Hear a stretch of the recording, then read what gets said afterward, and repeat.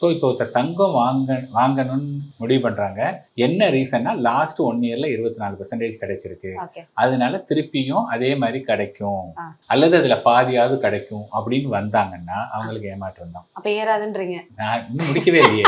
24 நான் 12 கூட வராதுன்னு சொல்றேன். ஸோ என்னுடைய ரீடிங்ல வந்து பாத்தீங்கன்னா ஒரு 10% மேக்சிமம் 10% இங்க ஏதாவது இந்த அக்ஷய திருதியை டு நெக்ஸ்ட் அக்ஷய திருதி 10% வந்ததுன்னா நான் வந்து ஆச்சரியப்படுவேன். அப்படின்னா என்னன்னா 10% மேல வரதுக்கான வாய்ப்பு இல்லை.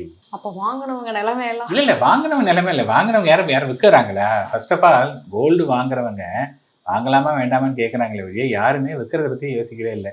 நம்ம வந்து விற்கிறத பத்தி யோசிச்சாதான் அன்னைக்கு வாங்கியிருக்கோமே இப்ப விற்கலாமா வேண்டாமா அப்படிங்கிறது. ஸோ என்ன கேட்டீங்க அப்படின்னதுன்னா தங்கம் வந்து இங்க இருந்து next 1 year R the next 5 years கூட ஒரு 8-9% மேல growth வரத்துக்கு தங்கத்துக்கான வாய்ப்பு வந்து ரொம்ப ரொம்ப குறைவு.